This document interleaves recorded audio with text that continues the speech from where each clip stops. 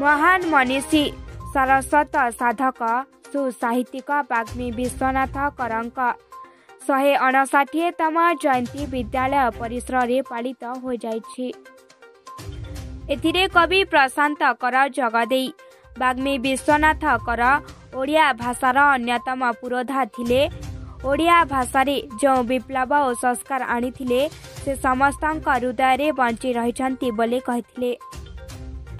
उक्त कार्यक्रम रे पूर्वतन सरपंच भ्रमरावर राउतराय, बटकृष्ण दास, उमेश साहू, श्रीनिवास राउतराय, विद्यालय प्रधान शिक्षक विश्वजीत सेठी, समाजसेवी पंचानन पंडा, दीपक दास, संतोष राउतराय, ज्ञानरंजन राउत, सचिंद्र साहू, रंजन सामल, परशुराम साहू, विश्वजीत सेठी, देवी प्रसाद पलई, प्रणय बलवंत राय, क्षमासागर दास, रामकृष्ण साहू, केशव राउत, अरक्षिता परामाणिक, सोमेन्द्र कर, सुभाष कर, संजीव पंडा समेत बहु विशिष्ट व्यक्ति माने जगदे तांका प्रतिमूर्ति रे पुष्पमाल्य दे श्रद्धा सुमन अर्पण करथिले।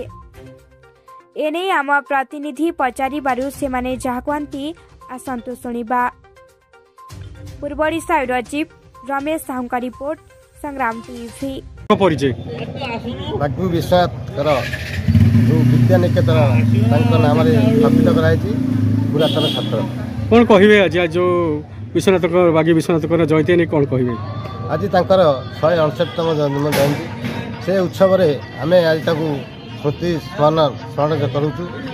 जो उद्देश्य से जो आम एठी स्कूल विद्या निकेतन स्थापन करते एठी आमर बहु पिला बाहरी किए डॉक्टर किए इंजीनियर होती मन पकड़ापी आज जयंती पालन करूँ से श्रद्धा सुमन अर्पण करुँ। परिचय भ्रमरावर राउतराय, पुरातन छात्र वाग्मी विश्वनाथ विद्या निकेतन। सर कहे आज वाग्मी विश्वनाथ जयंती नहीं सर कौन कहे वाग्मी विश्वनाथ कर ये माटीर प्रतिभा।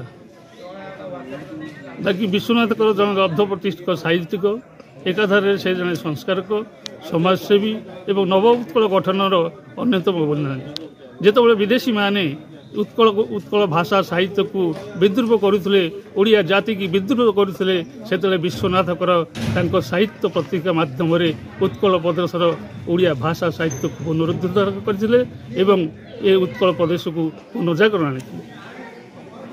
आज्ञा आप परिचय पंचानन पंडा, मूल बसंत पंचायत।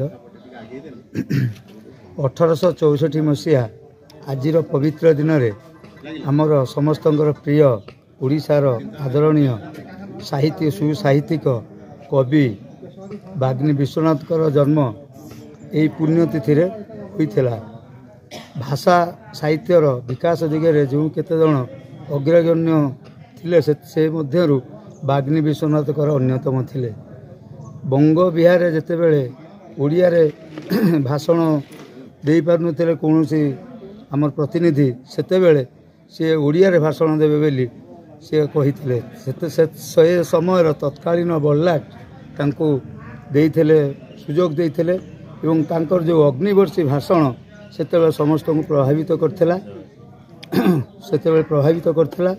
आज ये पवित्र दिन रे तांकर आत्मा प्रति आमर समस्तंकर श्रद्धांजलि अर्पण करुछु।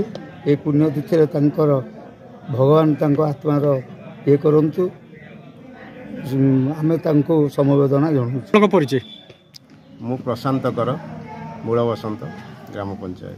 कौन आगे कहे आज आज जो जन्मदिन वाग्मी विश्वनाथ करे कौन कहे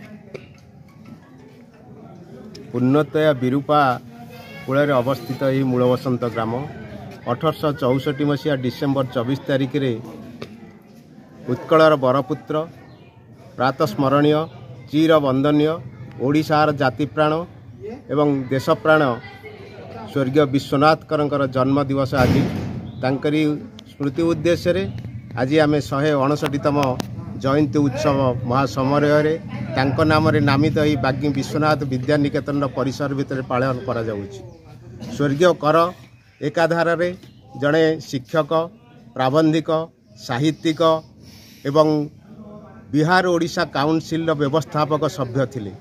तांको द्वारा ओडिशार भाषा साहित्य भूमि आंदोलन जो होता मधुबाबू डाकार जो उत्कल सम्मेलन होता से जड़े प्रतिष्ठाता सदस्य थे जितेबले ओडिशार भाषा बुड़ी जाऊला बाग्मी विश्वनाथकर अन्य जेते समसामयिक ओडिशार अग्रगण्य भाषाविद थिले तांका भितर से जड़े लब्ध प्रतिष्ठित साहित्यिक थिले तांका द्वारा उत्कल साहित्य समाज उत्कल प्रेस एवं तांकर प्राबंधिक भाव में विविध प्रबंध से समय समस्त लोक मानू बहुत आग्रह सृष्टि करथिला एवं ओडिया भाषा को बंचाई रखिथिला सेही परम आराध्य आज आमर मानकर पूज्य प्रातस्मरणीय बाग्मी विश्वनाथकर को श्रद्धांजलि अर्पण करने सहित तांकर महान आत्मा प्रति आमे गभीर